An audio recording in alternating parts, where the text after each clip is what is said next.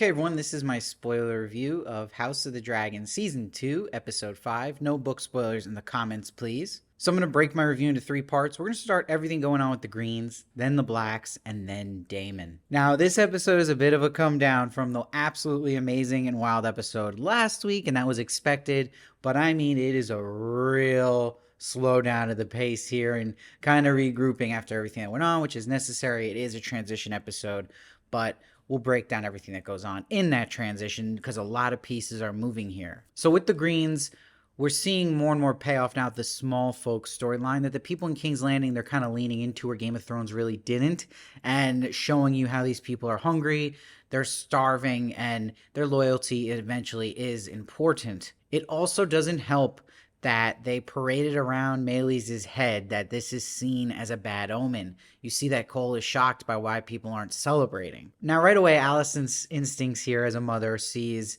the dagger of Aegon, cat's paw, that Aemond is holding is not a good sign that something is up here. So Alicent sees Aegon, and he is looking like Anakin Skywalker when he was burnt by Obi-Wan Kenobi, and he's barely alive. I thought Aegon had clearly passed, especially because they showed the body, but he is alive. But the first thing Aemon will say at his bedside is that someone will have to rule in his stead, Aemon knowing it wants it to be him, and that nobody knows that Aemon is the one who actually attacked him with his dragon. Alicent will ask in her suspicions to Cole what happened, particular about Aemon. She asks, what was his part in this? And Cole just says, I could not say. So he's not squealing.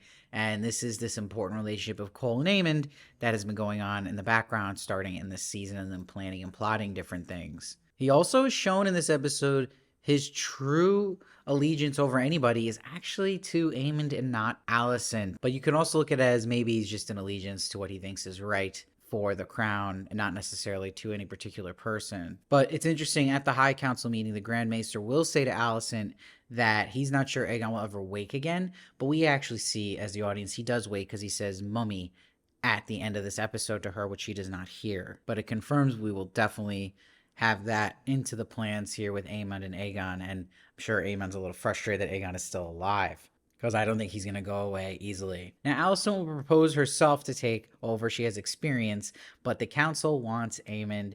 They don't believe a woman can lead in a time of war, and this is a nice reflection of what's going on with Rhaenyra and her council, feeling the same sexist vibes going on, that people want a man to lead during war times and don't believe a woman is capable of showing that type of strength. But what I think hurts Alicent even more here is that her two right-hand men, Lord Larys and Cole, don't speak up on her behalf. They betray her, and they both say Aemon should be the one to lead. So I guess she's not swinging her feet out enough. And you see, when they go ahead with Aemon being the one to replace, and he starts making plans, you see this slow zoom going on Alicent's face, and she's absolutely afraid of Aemon and what he could do with this power. And she is also about to explode. Everything is going off plan that originally her and Otto had, that they would just be controlling Aegon, and they family with the Hightowers would still be in power, but with some order and dignity here, where now Aemond is in control, and this is not what's supposed to happen. So she'll confront Cole and says, has your loyalty faded,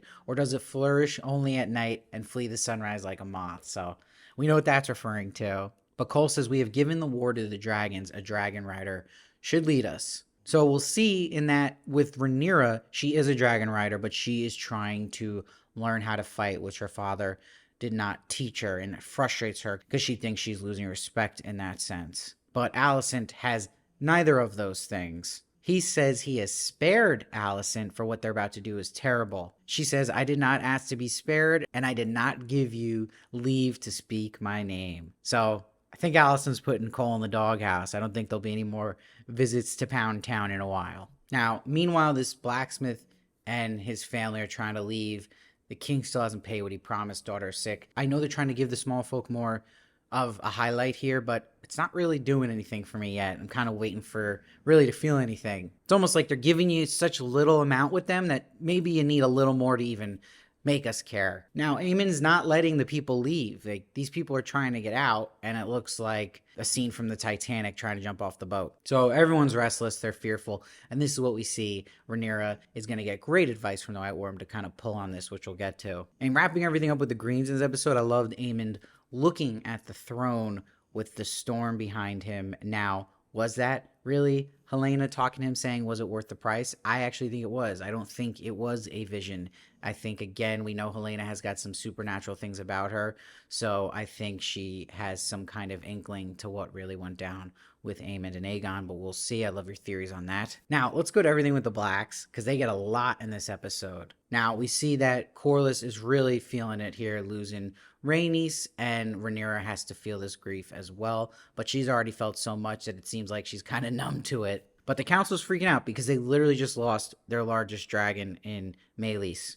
And Sir Alfred's still got it going, the sharp tongue to Rhaenyra, but honestly, this disrespect is finally going to kind of give him a little bit of karma because he's the one that Rhaenyra is going to send on a very dangerous mission to kind of talk sense into Daemon. I mean, he literally says to Rhaenyra, it is merely that the gentler sex has not been much privy to the strategies of battle or their execution. But Rhaenyra has a great retort saying, there has been peace in our lifetime. You have seen no more battles than I have. So it's like, relax, dude. Now, Jace is about to do something very stupid where he was going to check on Daemon's loyalty and do that job. He's getting so antsy, but Baela's the one who smartly tells him, like, hold it, because if Rhaenyra can't even control Daemon, what makes you think you can? And this is where Jace gets smart and remembers he can have the phrase clear a path for the Stark's Greybeard so they don't have to wait on Daemon anymore, and he wants to get ahead of Jason Lannister. So he goes without telling his mom. So, of course, she's going to be pissed about that, which we'll get to. Now we get to see the Eyrie again, which was really, really cool. And we see Rhaena is there with Lady Arryn. Now, Lady Arryn is frustrated because she got 2 baby dragons. I felt like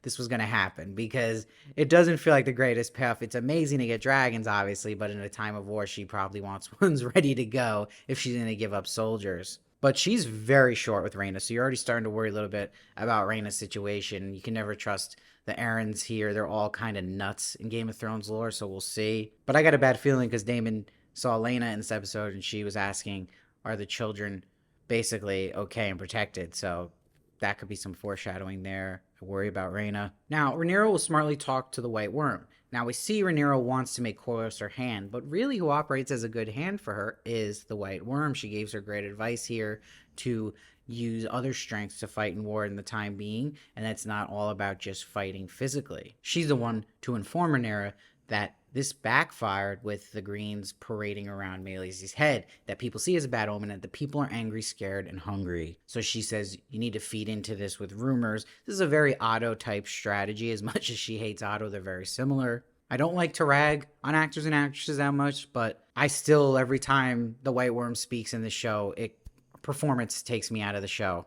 I can't help it. Now, they'll send the handmaiden Alinda, who has been just the one getting the brunt of Rhaenyra's kind of rage here and always telling her to get out of the room. And we'll see the handmaiden Alinda arrives to King's Landing later on, gets in through one of the White Worm's connections, and she finds Aegon's old handmaid that he mistreated. So there's something there where she'll kind of sprue some kind of rumor or feed into more Rhaenyra talk in the town, especially because they disrespected a dragon. Now, I love this opening shot of Vermax just looking over Jace when he goes to the phrase. I thought that was a really cool touch, and I want more of those type of shots with the dragons. Very cool. But you see the phrase are just honestly scared of Vhagar, which rightfully so. But Jace is like, you fear him when my dragon is right here. So you're seeing a little gusto here from Jace. And he offers his protection and Daemon's protection. But they also want Harrenhal.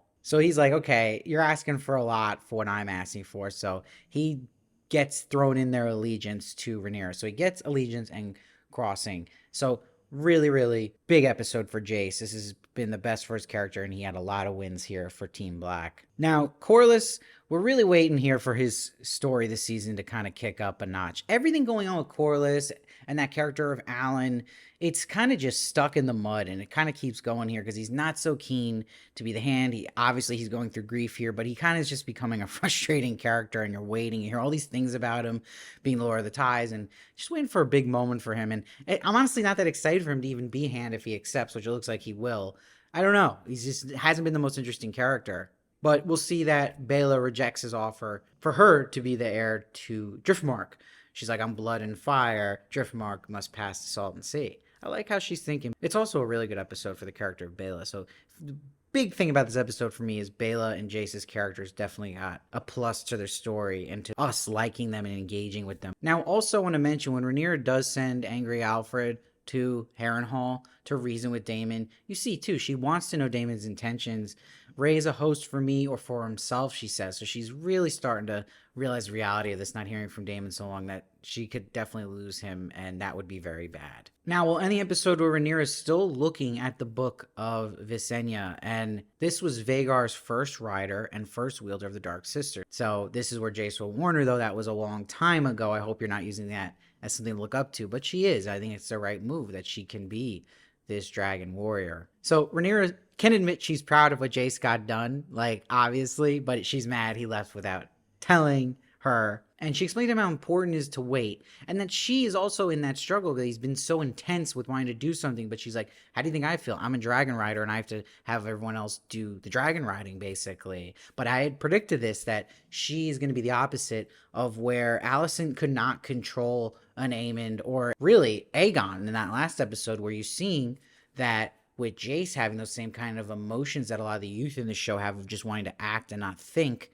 that Rhaenyra is the opposite effect. She's actually talking the right things to Jace here and stopping that instinct and giving him a reality check. She's like, your dragon is young. Will you fly before Vhagar as Luke did? Like, really hitting that home. Now, Jace, again, winning episode, brings up Vermithor and Silverwing that are big enough to fight Vhagar, and that they're sleeping under them. They just need dragon riders. And he brings up other Targaryens that are part of other houses, which is the thinner blood of Targaryen, and that they can't just believe in these records that you have to be like this pure dragon rider or dragon lord to ride a dragon. So this is really fascinating and very, very exciting that they have these records right there they're going to look into and find someone from another house to ride these dragons. Really, really exciting cliffhanger. That was a big positive of the episode for me. Now, wrapping everything up with Daemon's scenes. Now, this is probably the last episode for me I could take with Daemon and Harrenhal. I've been enjoying it, but I think it's starting to fall into some of the traps this show that Game of Thrones would fall into, where you'd have someone like Arya, when she was training, they get stuck in one location, and it kind of starts to get tiresome. You want to see them kind of move out of that location. It almost hurts the character. We want to see them interact with other characters and they're interacting with. We're seeing Daemon mostly interacting with the Strongs, this witch Alice, and the Blackwoods and Brackens, and I kind of want to see him interact with another character at this point and get out of that same location. But he gets a great moment in the beginning where he threatens the Brackens with his dragon. He says, bend the knee or your house burns. The shot with Lord Bracken walking in front of Caraxes, what a tease, but how cool was it? I was so excited for that thing to roast him. But Daemon knows he needs them. So Daemon wants Willem Blackwood to persuade them now and says, show them your worst. So not only is he having them show the Brackens his worst, Daemon's showing his worst here, and this is a bad episode for Daemon. Daemon screws up completely, and it really shows his dark side. And it gets weird. Daemon has a vision of going 3 bases with his mother he never met, and she's tooting his own horn in this vision, saying he's a fearless dragon rider, her favorite son, and that you were made to wear the crown if only you'd been born first. And what's really happening while he's having this vision, he's being handed goose by the Strongs at the table. I thought that was really funny. And he's reminding Daemon they're broke. Gotta remember, he's saying that Lord Larys transferred all the wealth from their family to King's Landing. So it's screwed Harrenhal. But Daemon would rather handle the funds himself than ask Rhaenyra for money, as they're suggesting, and wants to be addressed as king without the consort. And this will keep going with Daemon. We knew this was going to happen with him, where he was just going to take power in his own hands. And that's going to happen here when he's talking to Alice and when he really explains his intentions.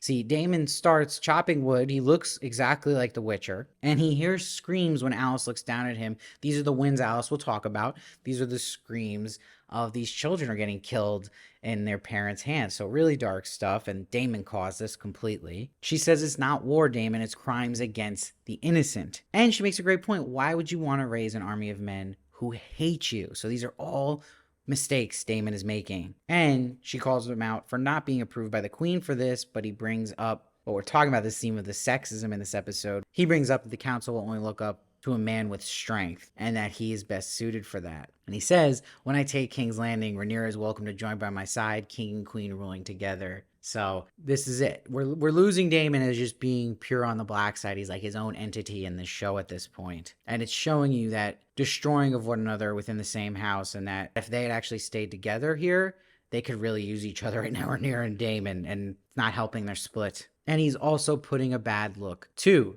the Targaryen name, especially with this incident. Now, Alice will say, it's a pity you never met your mother. So strikes a very, very soft spot for Daemon. So that's going to be interesting to learn more about his backstory. Now, the Brackens will come pissed. This all backfires. And this is where Daemon will have a vision of Laena, and she says, have you looked after the girls? Now, this whole time in Harrenhal, it's showing that deep, deep subconscious there of Daemon that has some humanity, a little bit there haunting him. The score was very weird though in this scene at this moment, especially when it transitions to Rhaenyra from him looking at the fireplace. It's the first time I didn't like a part of the score from Ramen here. It sounded like they were just playing these metal pipes. It just didn't fit. So overall, I'm going to give this episode a 7.8. I thought it was decent, but I actually think it was my least favorite of the show so far. Still good, because it's still House of Dragon. There's a lot of quality happening here. But it was clearly a recovery episode from the last episode. People reacting to things that happened, putting different pieces together. I get it's necessary. I get it's a transition episode. I do wish, though, some storylines a little more interesting than they currently are right now. That would, for me, include a lot of the stuff going on with Daemon at Harrenhal, every time they cut to the small folk family of the blacksmith, and really everything going on with Corlys, Alan. That whole Sea Snake storyline is not clicking yet. So there's some stories that I feel are a little weaker than others right now, where everything going on really with Rhaenyra, Jace, and then you have Alicent and the main Greens has been very interesting. Overall, though, I think this is just going to be a come down episode that's ultimately going to be pretty forgettable, but I'm sure next week's going to deliver in a big way. Still really liking the season and the show, of course. Let me know your thoughts down below. I'd love to hear your thoughts. I read every comment, try to respond as many as I can. Hit that sub button so you don't miss one of my reviews of House of Dragon. I'm also reviewing this show, Sunny, with Rashida Jones, a mystery thriller on Apple. It's really, really good, so I highly suggest you jump in on that. And I'll see you next time.